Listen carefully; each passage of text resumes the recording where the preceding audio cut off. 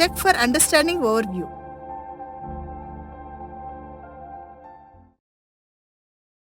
Hello teachers, బోధన దృశ్య మాలికకు స్వాగతం. ఈ వీడియోలో క్లాస్ రూమ్ లో చెక్ ఫర్ అండర్స్టాండింగ్ ని ఉపయోగించడం కోసం మనం కీ టీచింగ్ ప్రాక్టీస్ ని అన్వేషిద్దాం. ముందుగా ఈ క్వశ్చన్ కు ఆన్సర్ చేయడానికి ప్రయత్నిద్దాం. క్లాస్లో టీచ్ చేసేటప్పుడు స్టూడెంట్స్ కాన్సెప్ట్ అర్థం చేసుకుంటున్నారా లేదా అని మనకు ఎలా తెలుస్తుంది? మీరు వీడియోని పాజ్ చేసి స్క్రీన్పై ఉన్న ఆప్షన్ని పరిశీలించి ప్రశ్నకు జవాబు ఇవ్వవచ్చు. మీరు చెప్పింది నిజమే. టీచింగ్ టైంలో పాఠం సమయంలో స్టూడెంట్స్తో క్రమం తప్పకుండా చెక్ చేస్తూ ఉండటం ద్వారా మనం బోధించిన విషయం ఎంతవరకు అర్థమైందో తెలుసుకోగలుగుతాము.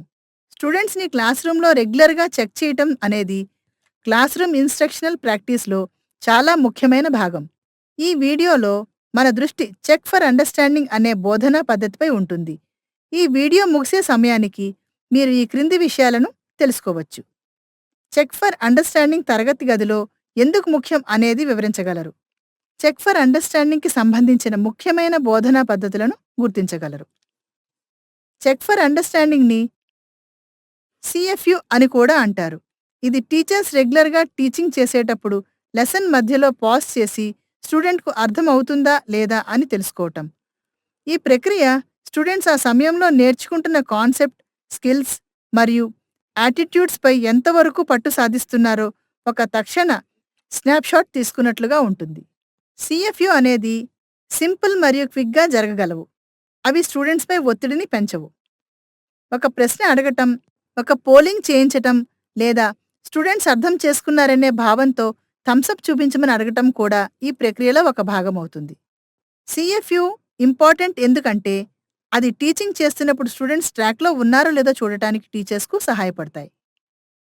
ఈ విధంగా కొంతమంది స్టూడెంట్స్ కన్ఫ్యూజ్ అయితే క్విజ్ లేదా ఎగ్జామ్ వరకు వెయిట్ చేయకుండా మన టీచింగ్ వెంటనే అడ్జస్ట్ చేసుకోవచ్చు. ప్రతి ఒక్కరూ నేర్చుకుంటున్నారని మరియు ఎవరూ వెనకబడి ఉండరని కన్ఫర్మ్ చేసుకోవడానికి ఇది ఒక మంచి వ్యూహం.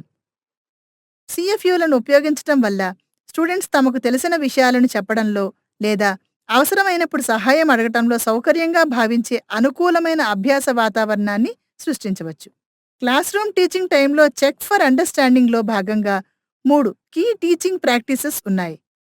మనం ఇప్పుడు ఒక్కో పద్ధతిని ఉదాహరణలతో వివరంగా పరిశీలిద్దాం. మొదట, స్టూడెంట్స్ అండర్స్టాండింగ్ లెవెల్స్ ఐడెంటిఫై చేసేందుకు క్వశ్చన్స్, ప్రాంప్ట్లు లేదా వేరే స్ట్రాటజీలను యూజ్ చేయడం. ఇందులో క్వశ్చన్స్ అడగటం లేదా ప్రాంప్ట్లను యూజ్ చేయటం వంటివి ఉంటాయి.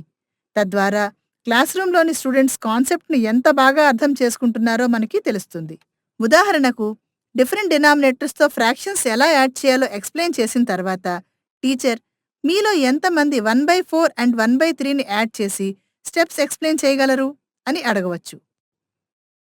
స్టూడెంట్స్ అర్థం చేసుకుంటే థమ్సప్, తెలియకపోతే థమ్స్ డౌన్ లేదా వారికి ఖచ్చితంగా తెలియకపోతే పక్కకి థమ్ ఫింగర్ చూపించమని అడగవచ్చు.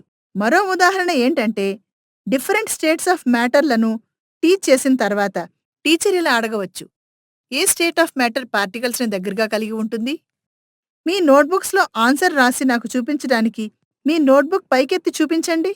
తర్వాత టీచర్ గదిలో చుట్టూ చూసి ఎంతమంది స్టూడెంట్స్ సాలిడ్ అని రాశారో చూసి వారు కాన్సెప్ట్ను ఎంతవరకు అర్థం చేసుకున్నారో తెలుసుకోగలరు. ఈ విధంగా స్టూడెంట్స్ రెస్పాన్స్ ఆధారంగా టీచర్ తక్షణమే మొత్తం శ్రేణి అవగాహనను అంచనా వేయగలరు. సెకండ్ టీచింగ్ ప్రాక్టీస్, ఇండిపెండెంట్ లేదా గ్రూప్ వర్క్ టైంలో ఎక్కువ మంది స్టూడెంట్స్ను సిస్టమాటిక్గా మానిటర్ చేయటం. దీని అర్థం టీచర్స్ నిరంతరం స్టూడెంట్స్ ఆలోచనను, పురోగతిని జాగ్రత్తగా గమనిస్తారు. టీచర్ క్లాస్ రూమ్లో చురుకుగా తిరుగుతూ స్టూడెంట్స్ పనిని పరిశీలించటం, వారి చర్చలను వినడం మరియు వారి పనిని చూసి అర్థం చేసుకోవడం చేస్తారు. ఉదాహరణకు, మల్టిప్లికేషన్పై ఇండిపెండెంట్ ప్రాక్టీస్ టైంలో టీచర్ క్లాస్ రూమ్లో తిరుగుతూ ప్రతి స్టూడెంట్ డెస్క్ దగ్గర ఆగి వారి వర్క్ చెక్ చేసి మీరు ఈ నెంబర్ని ఎందుకు కలిపి మల్టిప్లై చేశారో ఎక్స్ప్లెయిన్ చేయగలరా అని అడగవచ్చు. ఈ విధంగా టీచర్ స్టూడెంట్స్ అందరూ మల్టిప్లికేషన్ రూల్స్ను సరిగ్గా పాటిస్తున్నారో లేదో గుర్తించగలరు. ప్రశ్నలు, ప్రాంప్ట్లు మరియు యాక్టివిటీస్ను పరిశీలించడం వంటి పద్ధతులను ఆధారంగా చేసుకుని తదుపరి క్రూషియల్ స్టెప్ స్టూడెంట్స్ స్థాయికి అనుగుణంగా బోధనను గణనీయంగా అడ్జస్ట్ చేయడం. టీచింగ్ అడ్జస్ట్మెంట్ అనగా బోధన సవరణలు అంటే తరగతి గదిలో మనం గమనించిన దాని ఆధారంగా స్టూడెంట్స్ అభ్యాసాన్ని మెరుగుపరచటం మరియు వారి విజయానికి మద్దతు ఇచ్చే నిరంతర మార్పులు చేయటం. ఈ పద్ధతుల ద్వారా సేకరించిన ఆధారాలు ప్రతి స్టూడెంట్ వారి అభ్యాస ప్రయాణంలో ఎక్కడ ఉన్నారో అర్థం చేసుకోవడంలో సహాయపడతాయి. చాలా మంది స్టూడెంట్స్ ఒక కాన్సెప్ట్తో కష్టపడుతున్నారని గమనిస్తే అది టీచింగ్ స్పీడ్ని తగ్గించడానికి ఒక సిగ్నల్. ప్రతి ఒక్కరూ ఒకే పేజ్లో ఉన్నారని కన్ఫర్మ్ చేసుకోవడానికి బహుశా హ్యాండ్స్ ఆన్ యాక్టివిటీ లేదా విజువల్ మోడ్ని ఉపయోగించి భిన్నమైన విధానాన్ని యూజ్ చేసి కాన్సెప్ట్ను తిరిగి ఎక్స్ప్లెయిన్ చేయటం ద్వారా మనం టీచింగ్ అడ్జస్ట్ చేయాలి. అలానే ఇంకోవైపు కొంతమంది స్టూడెంట్స్ బాగా చేయటమే కాకుండా లెసన్ని త్వరగా గ్రహిస్తున్నట్లయితే వారికి మరింత నిపుణత అవసరమయ్యే పనులను ఇవ్వటం లేదా ఆ టాపిక్లో లోతుగా అన్వేషించే అవకాశాలను అందించడం ద్వారా బోధనను సవరించవచ్చు. టీచింగ్ అడ్జస్ట్మెంట్ను అర్థం చేసుకోవడానికి ఒక ఉదాహరణను చూద్దాం. 6th క్లాస్ స్టూడెంట్స్కు ల్యాండ్ ఫామ్ పై పాఠం చెప్తున్నప్పుడు కొందరు స్టూడెంట్స్ హిల్స్ మరియు మౌంటైన్స్ వంటి సమానమైన భూప్రాంతాల మధ్య తేడాలను గుర్తించడంలో సహాయం అవసరమని మీరు గమనిస్తారు. ఈ స్టూడెంట్స్ అర్థం చేసుకునేలా చేయటానికి బోధనలో ఒక పాజ్ తీసుకుని ప్రతి ల్యాండ్ ఫామ్ యొక్క లక్షణాలను మీరు డయాగ్రమ్స్ అండ్ మ్యాపుల వంటి విజువల్ ఎయిడ్లను యూజ్ చేసి టీచింగ్ అడ్జస్ట్మెంట్ చేయవచ్చు.